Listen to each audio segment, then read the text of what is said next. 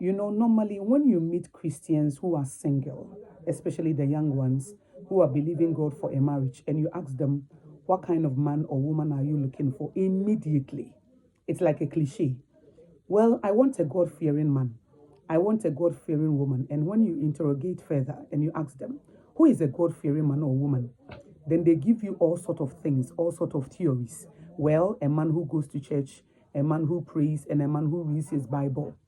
And I say, you don't understand. When we say someone is a God fearing person, it means that the person put God first and he obeys the commands of God. The person's character and reputation, they are the same. When we say reputation, reputation is what people see, and character is what God sees. And sometimes privately, you have more victories than even publicly, more victories. Some of the things that you are doing privately, they are so good that if it comes out publicly, people will be amazed. So when you are looking for a God-fearing man or a woman, it is not about someone who reads his or her Bible. It is someone who is living it, who is transforming into the image of Christ, someone who wants to become like him. So take note of that.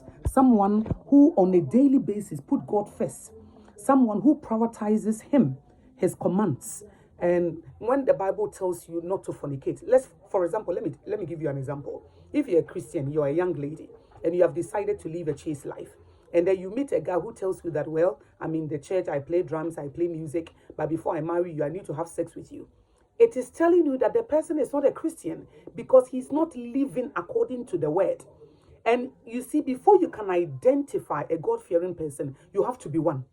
Because you attract who you are. You have to become a God-fearing woman or a God-fearing man before you can identify one. If you are not one yourself, it will be very difficult for you to identify one. You attract somebody who is fake, somebody who is a counterfeit, somebody who is a hypocrite. So let's take note of that. You attract who you are. So if you want a God-fearing man or a God-fearing woman, become one. If you are like that, if you are living it, if you are transforming into the image of Christ, it doesn't mean that you are perfect. You make mistakes, but you know that you are living according to his will. You prioritizes God. You put him first. He is the master of your life. You does what he tells you. You don't have any will on your own. Your desires, you align your desires with the desires of God. So stop saying, I want a God-fearing man, a God-fearing woman, and you are not a God-fearing man.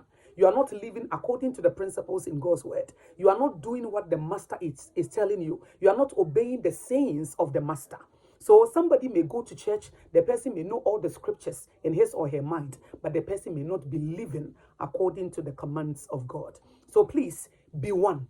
Live according to the commands of God so that it will be much easier for you to identify one, so that you will not attract somebody who is fake, a counterfeit, hypocrite, and all that, but someone who is a genuine Christian. As I said, the person is not perfect, but the person is making improvement, growing, developing to become like Christ.